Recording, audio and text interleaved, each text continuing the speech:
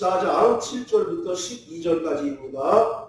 우리 중에 누구든지 자기를 위하여 사는 자가 없고 자기를 위하여 죽는 자도 없도다. 우리가 살아도 주를 위하여 살고 죽어도 주를 위하여 죽나니 그러므로 사나 죽나 우리가 주의 것이로다. 이를 위하여 그리스도께서 죽었다가 다시 살으셨으니 곧 죽은 자와 산 자의 주가 되려 하심이니라. 내가 어찌하여 내 형제를 판단하느냐 어찌하여 내 형제를 없애느냐 우리가 하나님의 생명하되 앞에 서리라. 기록되었으되 주께서 가라사대 내가 살았노니 모든 무릎이 내게 꿇을 것이요 모든 혀가 하나님께 자백하리라 하였느니라. 그러므로 우리 각인이 자기를 하나님께 수호하리라.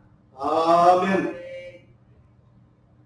성도들에 있어서 십자가의 은혜와 영원한 내세는 신앙의 근간을 이루는 중요한 두 기둥입니다. 특히 성도의 삶에서 내세 신앙, 그 중에서도 최후의 심판은 경건에 있어서 매우 큰 유익이 됩니다.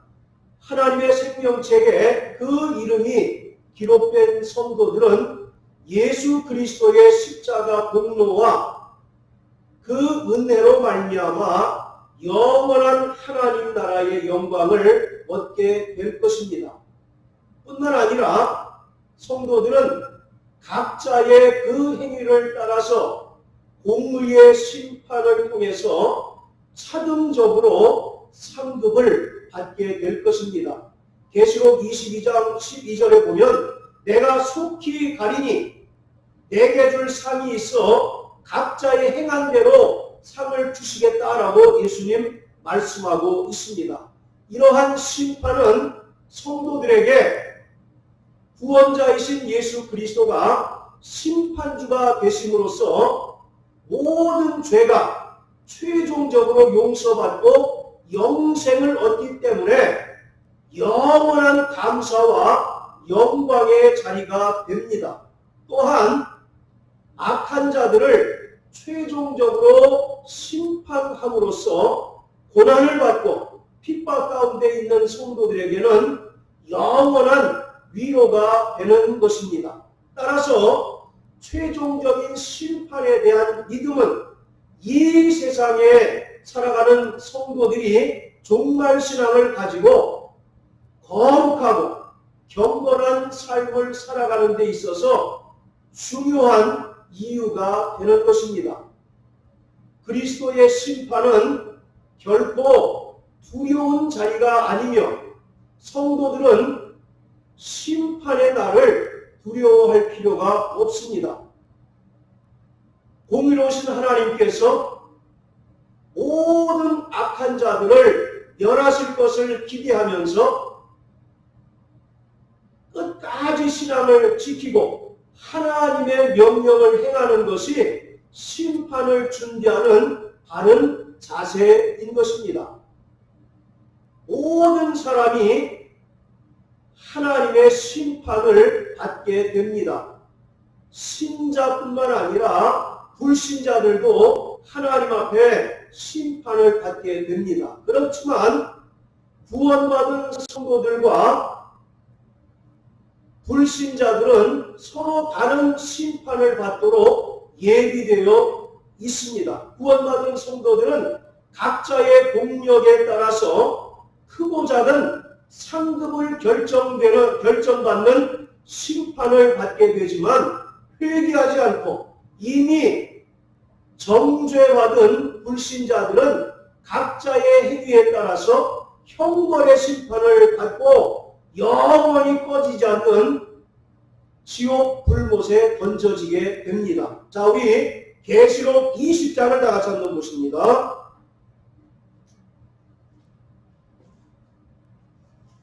계시록 20장 11절부터 15절까지 우리 같이 한번 읽습니다. 시작. 또 내가 크고 흰 보좌와 그 위에 앉은 자를 보니 땅과 하늘이 그 앞에서 피하여 간데 없더라. 또 내가 보니 죽은 자들이 물은 데서하고 그 보좌 앞에 섰는데 책들이 펴있고 또 다른 책이 펴졌으니 곧 생명책이라. 죽은 자들이 자기 행위를 따라 책들에 기록된 대로 심판을 받으니 바다가 그 가운데서 죽은 자들을 내어주고 또 사망과 음부도 그 가운데서 죽은 자들을 내어주네. 각 사람이 자기의 행위대로 심판을 받고 사망과 음부도 불못에 던지우니 이것은 둘째 사망 곧 불못이라. 누구든지 생명책에 기록되지 못한 자는 불못에 던지우더라. 11절에 크고 흰 보좌라고 기록하고 있습니다. 크고 흰 보좌는 천지의 대주제이시며 최후의 심판자가 되시는 어린 양 예수 그리스도가 좌정하시는 심판의 보좌인 것입니다. 구약의 성막에 보면 지성소에 시은좌가 있습니다. 시은좌라고 하는 말은 은혜를 베푸는 보좌라고 하는 뜻이에요.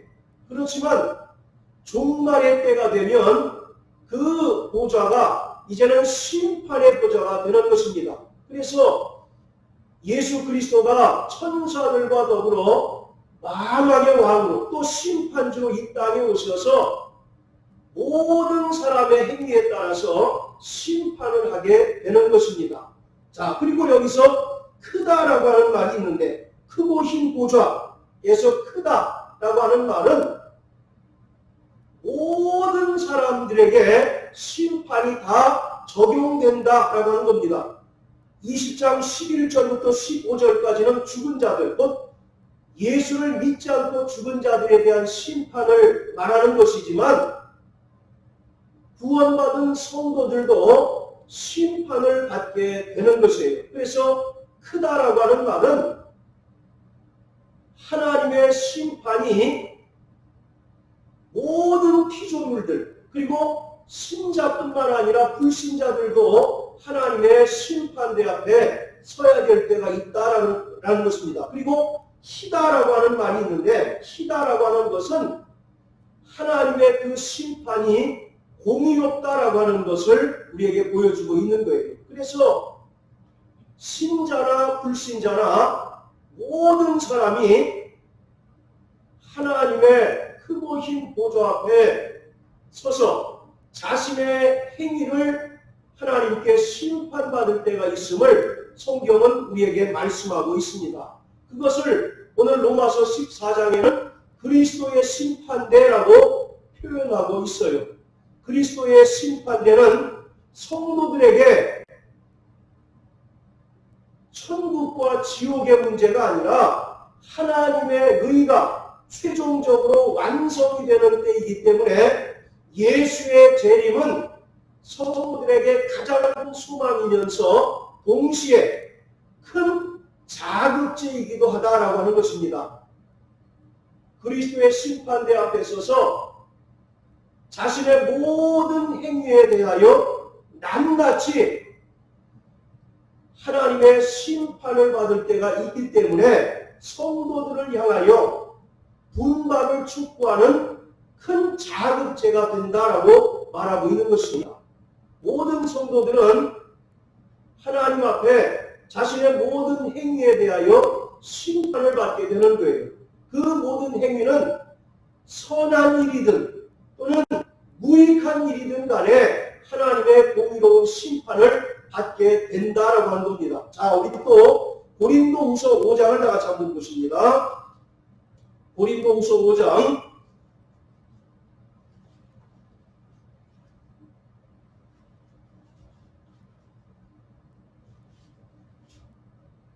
자, 9절, 10절을 다 같이 한번 읽습니다.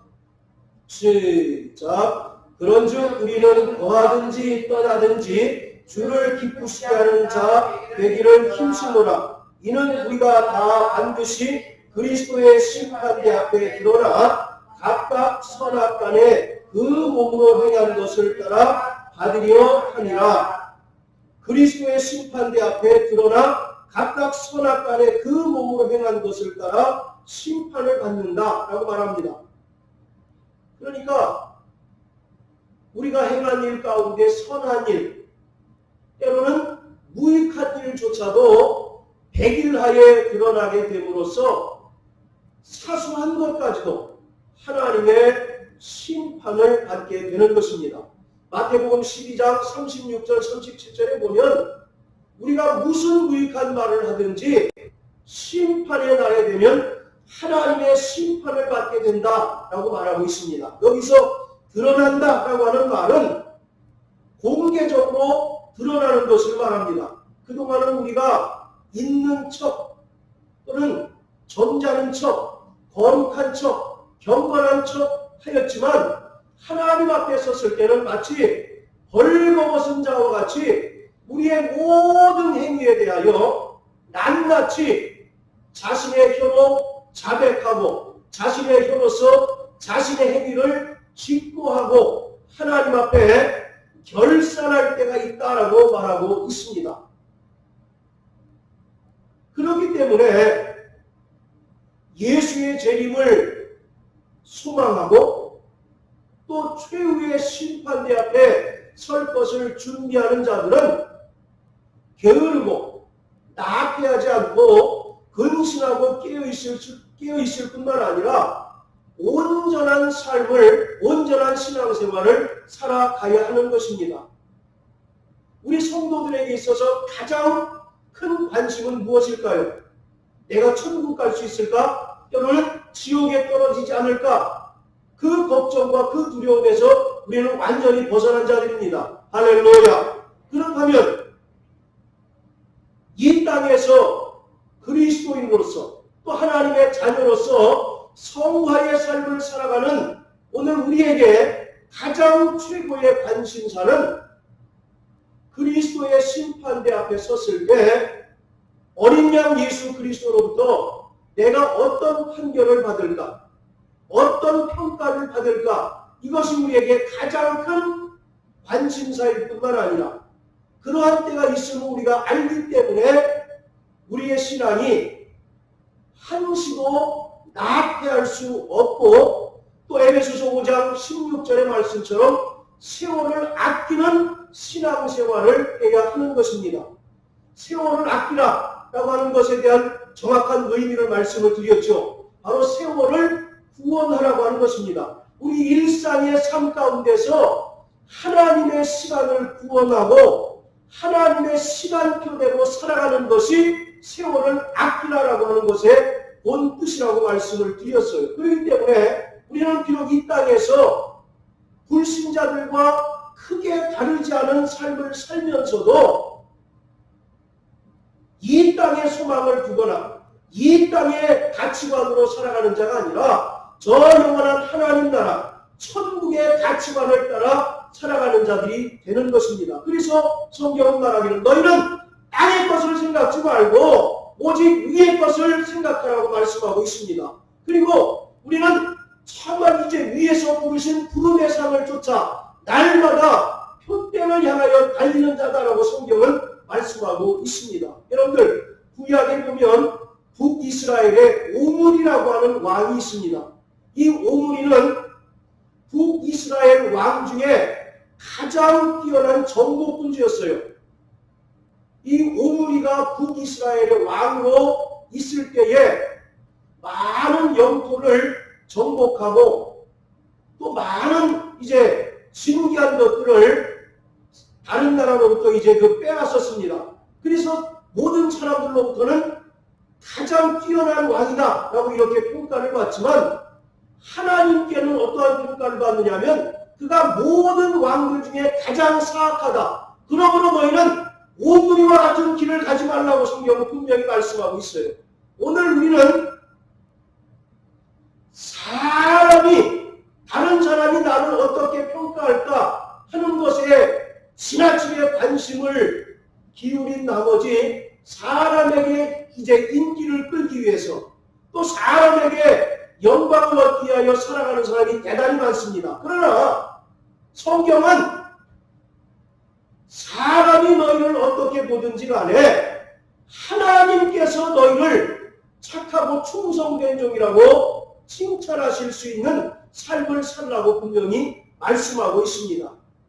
달란트의 비유나 또 누가복음의 10문화의 비유에서도 분명히 말합니다.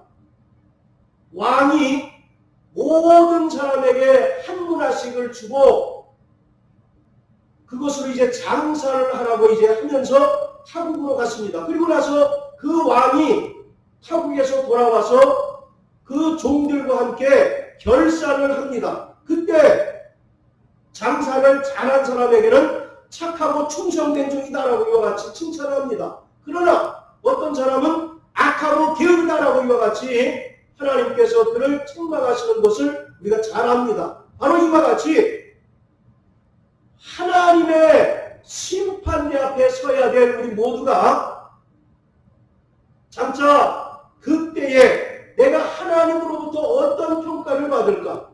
하나님으로부터 어떤 칭찬을 받을까? 아니면 어떤 책망을 들을까를 늘 고민하면서 오늘을 살아가는 우리 그리스도인들이 되어야 한다라고 하는 것입니다. 할렐루야. 아멘. 자, 다시 로마서 14장으로 돌아가서요. 우리 한 절씩 한번 살펴보겠습니다. 자, 우리 7절, 8절 같이 읽겠습니다. 시작. 우리 중에 누구든지 자기를 위하여 사는 자가 없고 자기를 위하여 죽는 자도 없도다. 우리가 살아도 주를 위하여 살고 죽어도 주를 위하여 죽나니 그러므로 사나 죽으나 우리가 주의 것이로라. 7절, 8절은 사도 바울의 신앙 고백과 같습니다.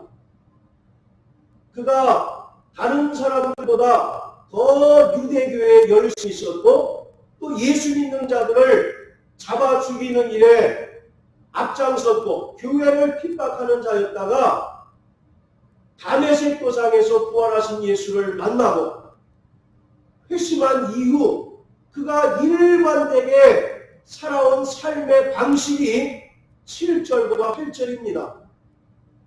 그래서 고린도전서 15장 31절에 보면 바울이 고백하기를 나는 날마다 죽노라 라고 고백할 수가 있는 거예요. 그리고 또 갈라디아서 6장 14절에 보면 나의 자랑은 십자가밖에 없다라고 이와 같이 말합니다.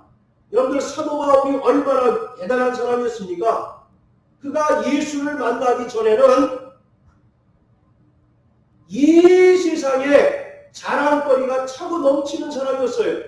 그는 유대인 중에 유대인이요 또 열심으로는 교회를 핍박하는 자였었고 또 당시에 가말리엘이라고 하는 대스승의 제자였습니다. 그러니까 이 세상적인 조건으로는 누구에게도 빠지지 않고 누구에게도 아쉬울 것이 없는 그러한 사람이었어요. 그런데 그가 다메섹 도상에서 부활하신 예수를 만난 이후 그가 이제 고백하는 것은 나는 날마다 죽노라.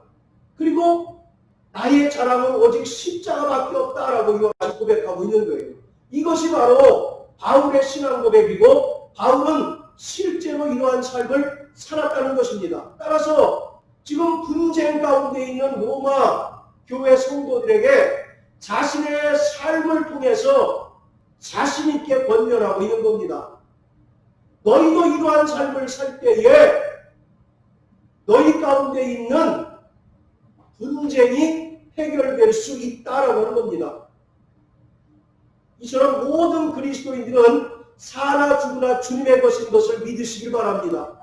예수 그리스도가 흘리신 보혈로 사신 바 되었기 때문에 그리스도인들은 이제 자기의 유익을 위하여 사는 자가 아니라 하나님의 영광을 위하여 사는 자들입니다. 그래서 7절과 8절을 한마디로 얘기하면 십자가를 지고 가는 제자의 삶을 살라는 것입니다. 우리 유한 형제 마태복음 10장 38절 한번 읽어주세요. 다른 분들은 들으시기만 하시길 바랍니다. 마태복음 10장 38절 또 자기 십자가를 지고 나를 쫓지 않는 자도 내게 합당치 아니하니라. 아멘. 그리고 16장 24절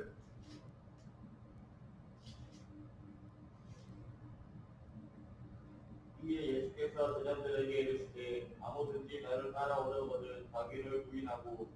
십자가를 지고 나를 쫓을 것이니라. 아멘. 여러분들, 십자가가 우리에게, 저와 여러분에게 어떤 의미입니까? 단순히 예수가 나를 위하여 달리신 그 십자가, 그것으로만 끝납니까? 그 십자가를 볼 때 내가 죽은 것을 깨달아야 합니다. 그리고 십자가에서 부활하신 예수를 통해서 나도 부활한 것을 믿는 자가 진정한 그리스도인이에요. 자, 따라하세요.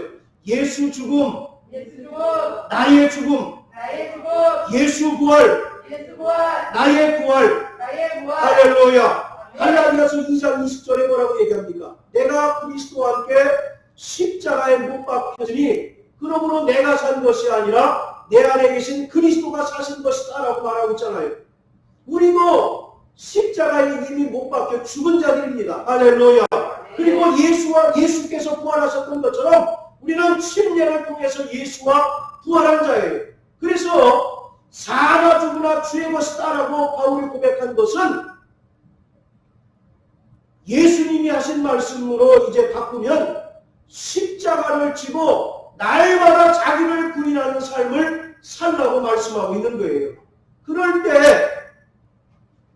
성도 안에 일어나는 분쟁, 또 교회 안에 일어나는 모든 분쟁들이 자연스럽게 해결될 수밖에 없다라고 하는 것입니다. 지난주에 말씀드렸던 것처럼 로마 교회는 유대계 그리스도인들과 이방인 출신 그리스도인들이 끊임없이 다퉜다라고 말씀을 드렸어요. 유대인들은 예수를 믿으면서도 먹고 마시는 문제에 있어서 상당히 조심해서 구별해서 먹었습니다. 그리고 끝까지 안식일을 지켜야 된다라고 이와 같이 주장을 해요. 그러면서 이방인 그리스도인들이 먹고 마시는 것에서 자유하고 안식일을 지키지 않는 것을 업신여기고 비난합니다. 그리고 반대로 이방인 그리스도인들은 아니 우리가 예수 안에서 자유함을 얻었는데 왜 다시 먹고 마시는 문제에 얽매여야 하느냐, 또 특정한 날에 얽매여야 하느냐라고 이와 같이 유대계 그리스도인들을 비난하고 또 그들을 얕잡아 봅니다. 그러한 문제의 근원이 무엇입니까? 자기의 의의를 드러내는 것 아니겠어요? 나는 예수를 믿어도 이와 같이 남다르게 특심을 가지고 믿는다라고 하는 자기의 의의를 드러내는 거죠. 그리고 이방인 그리스도인들은 자신의 자유를 지나치게 남용함으로써 다른 사람을 실족해 하고 시험에 빠뜨리는 그런 실수를 범하고 있는 거예요. 그 모든 분쟁을 한번꺼번에 해결할 수 있는 방법은 자신이 죽은 자, 예수 그리스도와 함께 십자가에 못 박혀 죽은 자라고 하는 사실을 고백할 때 그 문제들이 해결되는 것입니다. 우리가 남을 용서하게 해달라고, 남을 사랑할 수 있는 그 마음을 달라고 많이 기도합니다. 그런데 실제로 우리가 기도할 때는 내게 용서할 수 있는 능력이나 믿음이 있는 것처럼 생각이 되죠. 그런데 어떻습니까?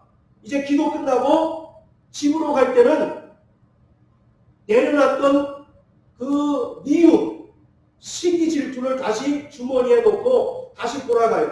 그래서 언제 그랬냐는 듯이 여전히 남을 미워하고 시기하고 때로는 질투하는 그런 이제 죄를 범하는 것이 우리의 실정입니다. 그러한 자들을 향해서 바울은 너희는 오직 주님의 것이고 예수 그리스도가 십자가에 못 박혀 죽으신 것처럼 너희도 십자가에서 죽은 자요. 또 예수가 죽은 자 가운데서 3일 만에 부활하신 것처럼 너희도 부활했고 그렇기 때문에 너희는 옛 자아가 여전히 살아있는 자가 아니라 예수의 성품이 드러나야 하고 철저히 자기를 부인하는 삶을 살아야 한다라고 말하고 있습니다. 여러분들, 산 사람하고 시체하고 차이가 뭘까요? 산 사람하고 시체하고 차이가 뭐예요? 똑같잖아요. 눈 두 개, 코 하나, 입 하나 있잖아요. 그런데 시체가 시체가 말합니까 못합니까? 시체가 미워할 수 있어요 없어요? 왜 그렇습니까? 죽은 자이기 때문에 그런 거예요. 마찬가지로 오늘 우리가 입술로만 내가 십자가에 달려 죽었다라고 고백할 것이 아니라 그것이 실제 내게 적용되어지고 그 말씀이 나를 압도적으로 지배할 때 비로소 우리가 남을 용서하고 남을 포용하고 남을 수용할 수가 있는 것입니다.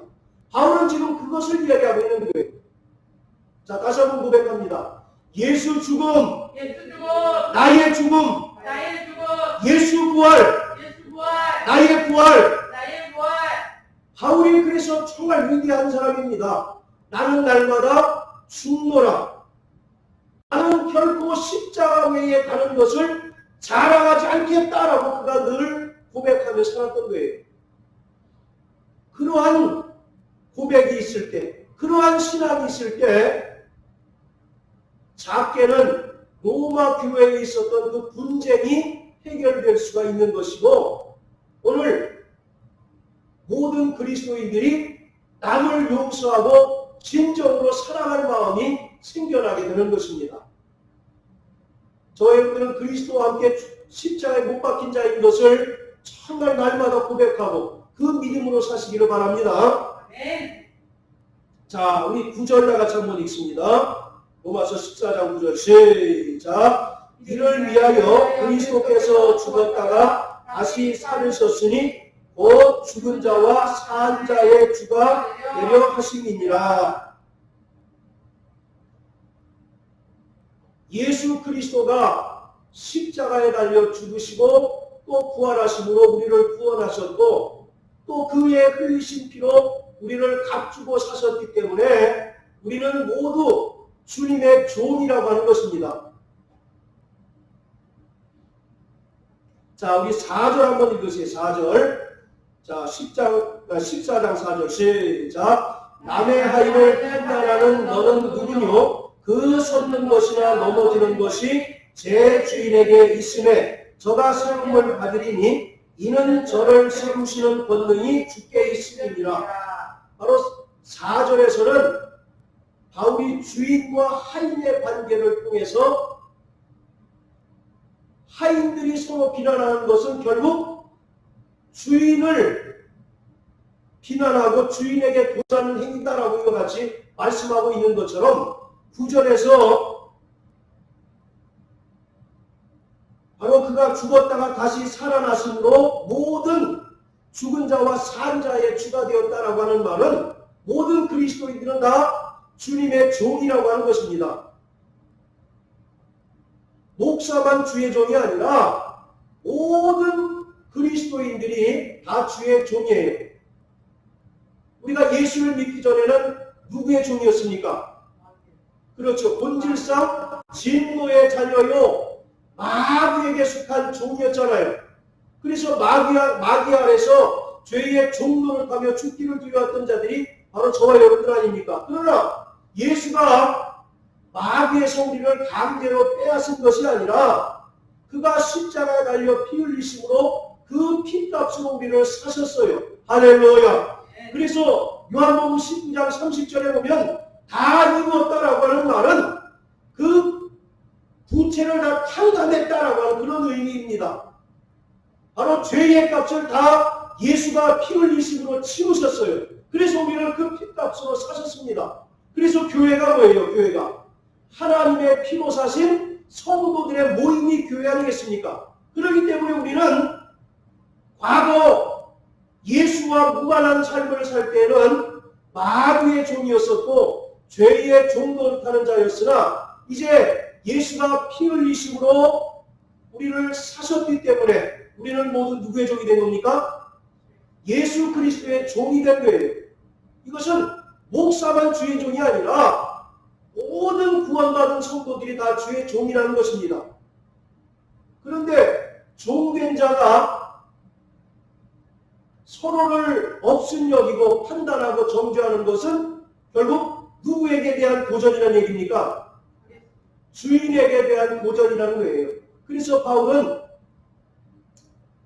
예수가 죽었다가 다시 사심으로 모든 그리스도인들의 주가 되시고 그리스도인들은 예수의 종이기 때문에 서로 비난하고 힐난하고 정죄할 자격이 없다라고 말하고 있는 겁니다. 오늘 우리에게 정죄할 자격이 전혀 없어요. 그런데 여전히 우리는 자신이 하나의 기준이 되고 자신이 하나의 잣대가 되어서 상대방을 정죄하고 판단하기에 급급한 것이 오늘 우리의 실정 아닙니까? 창세기 3장에 보면 저가 선악을 아는 일에 우리 중 하나같이 되었다라고 이와 같이 말합니다. 죄로 말미암아 범죄하고 타락한 인간의 습성은 자기가 이제 하나의 기준이 돼서 선악을 판단하게 되는 겁니다.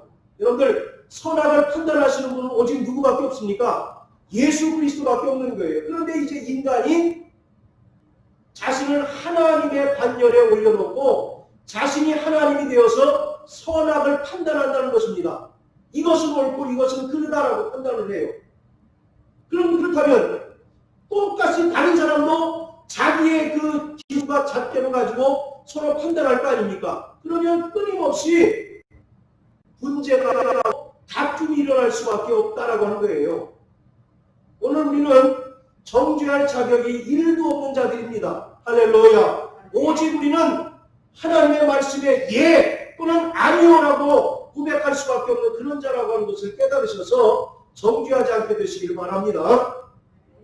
자, 그리고 10절부터 12절까지 다 같이 한번 읽어보시겠습니다.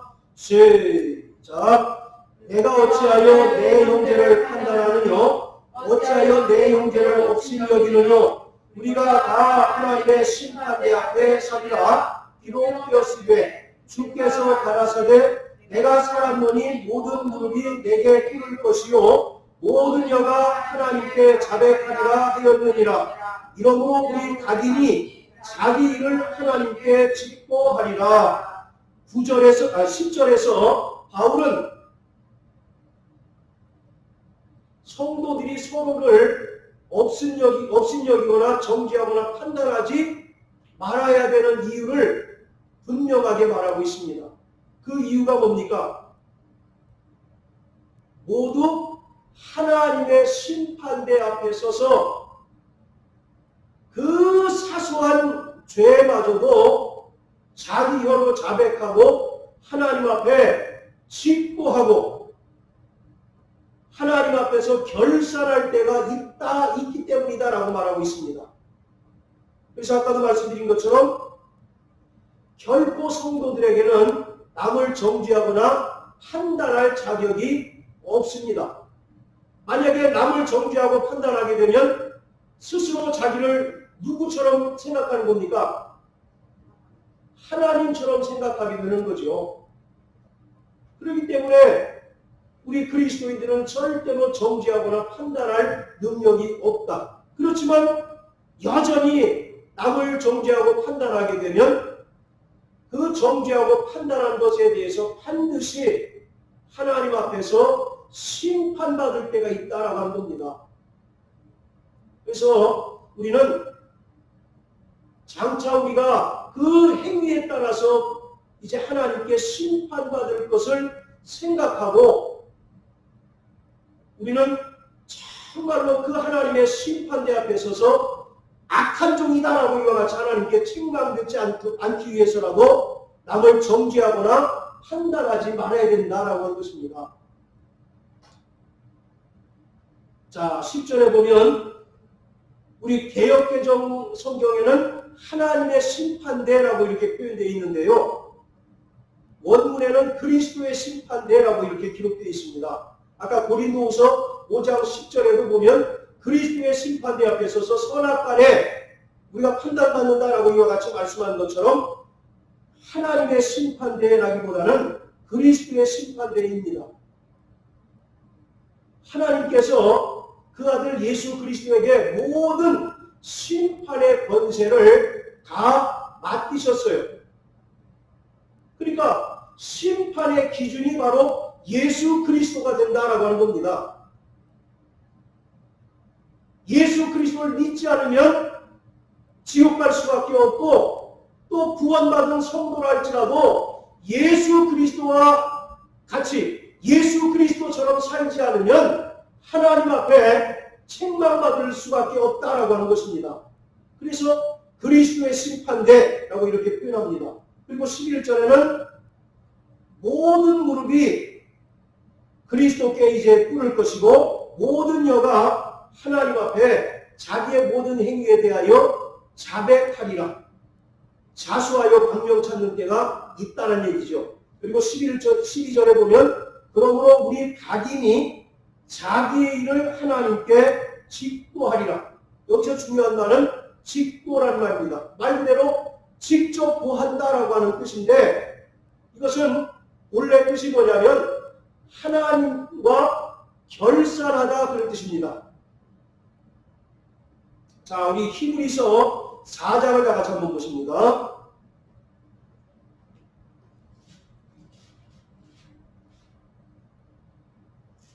자, 히브리서 4장. 자, 12절, 13절. 시작. 하나님의 말씀은 살았고 운동력이 있어 좌우의 날선 어떤 것보다도 예리하여 혼과 영과 및 관절과 골수를 찔러 쪼개기까지 하며 또 마음의 생각과 뜻을 감찰하나니 지으신 것이 하나라도 그 앞에 나타나지 않음이 없고 오직 만물이 우리를 상관하시는 자의 눈앞에 벌거벗은 것 같이 드러나느니라. 아멘. 자, 12절에 보면 하나님은 우리 마음의 생각과 뜻까지 감찰하시는 분이다 라고 말합니다. 여러분들, 사람은 속일 수 있어도 하나님은 속일 수 없다라는 얘기죠.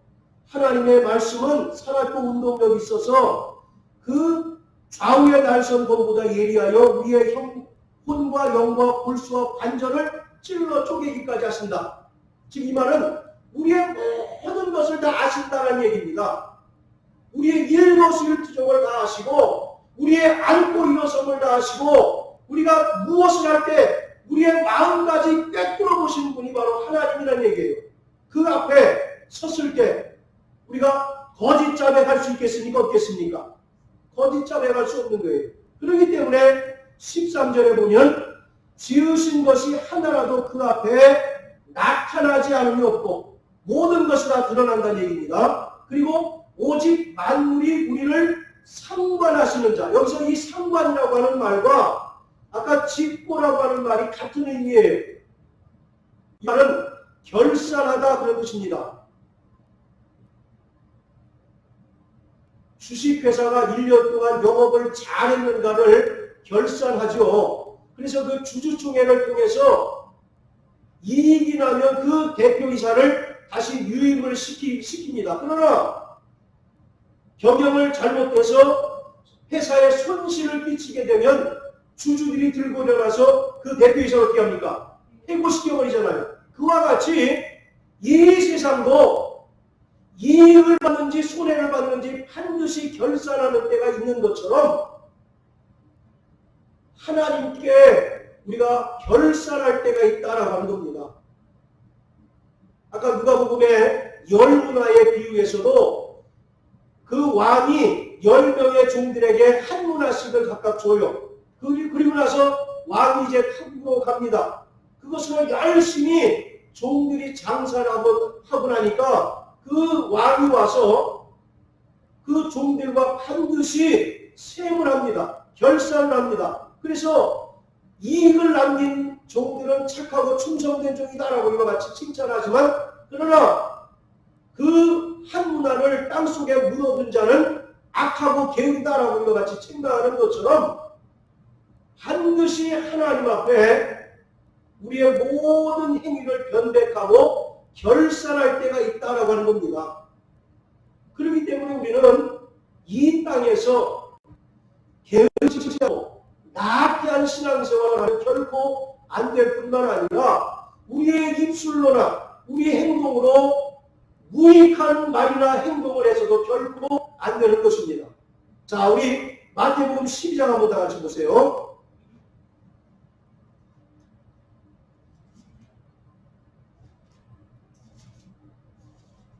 마태복음 12장 36절 37절입니다.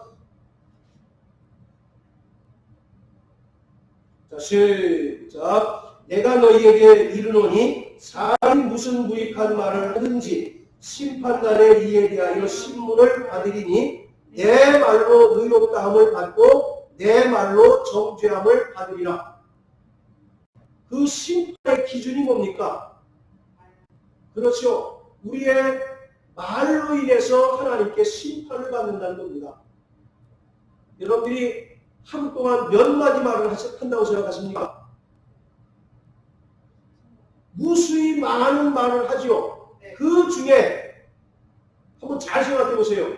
내가 하나님의 영광을 드러내거나 또는 하나님의 은혜를 끼치는 말을 많이 하는가?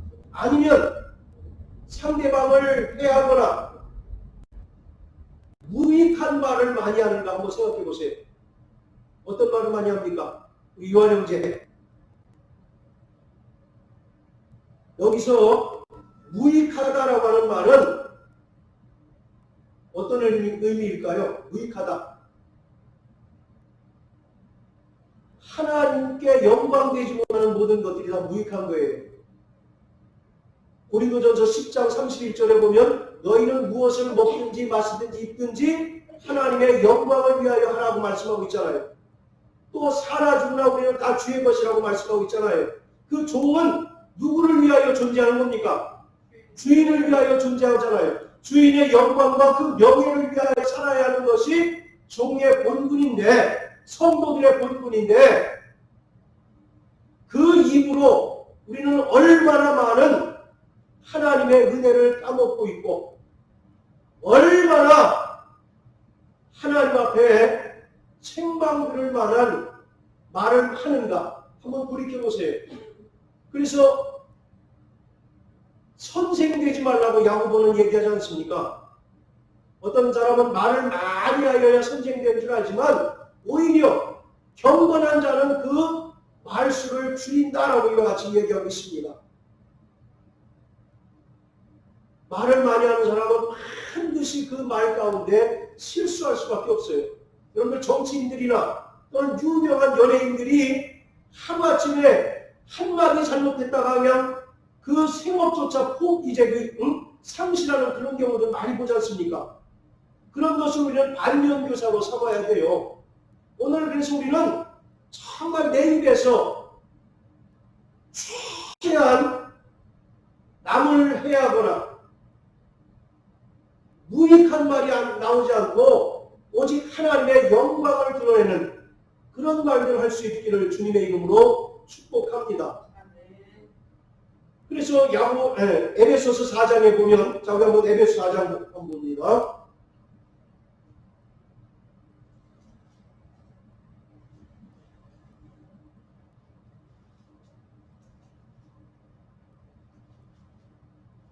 자, 29절, 30절.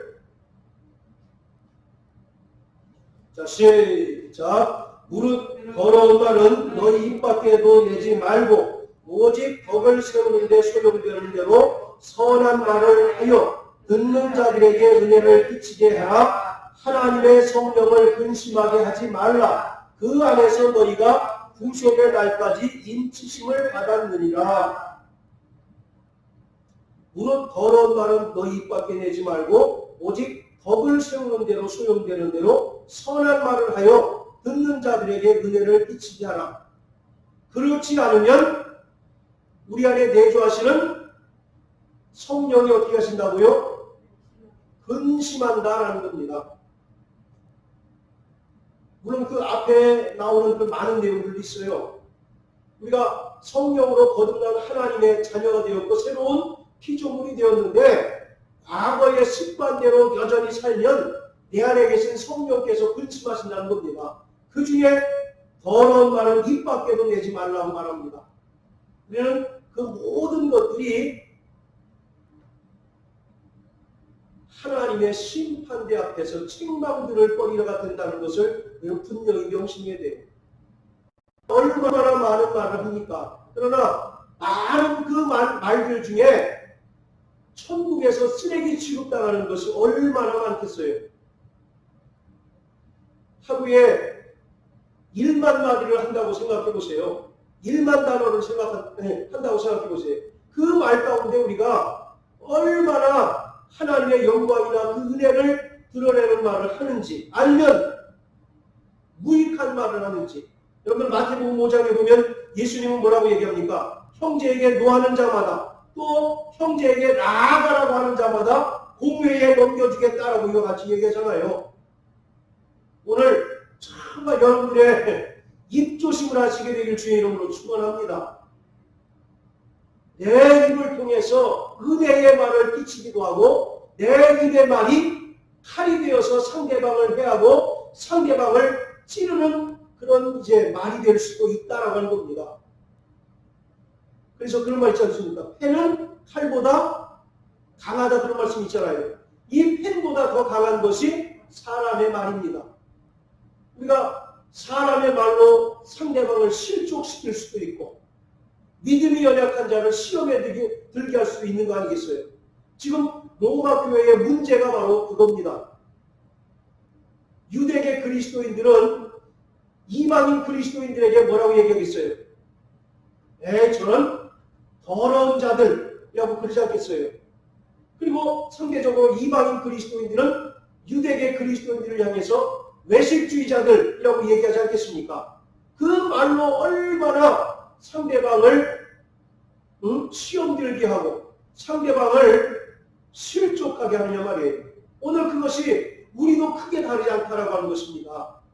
그래서 너희가 무슨 무익한 말을 하든지 심판 때가 되면 반드시 그 말로 하나님께 신문을 받는다라고 얘기합니다. 자, 우리 마지막으로 베드로전서 4장 한번 읽고, 베드로전서 4장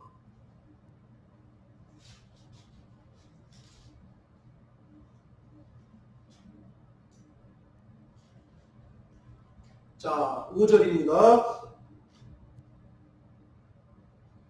시작. 저희가 산 자와 죽은 자 심판하기를 예비하신 자에게 직고하리라. 자, 산 자와 죽은 자를 심판하기를 예비하신 자에게 직고하리라. 여기서 산 자는 누굴 가리키겠습니까? 산 자. 그렇죠. 구원받은 하나님의 생명으로 살아있는 자들을 말하겠죠. 반면에 죽은 자는 누가 되겠습니까?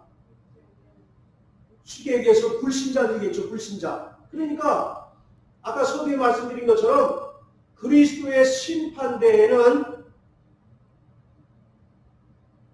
성도뿐만 아니라 불신자들도 모두 그 앞에 서서 자기의 행위를 따라서 하나님께 심판을 받을 때가 있다라고 하는 겁니다.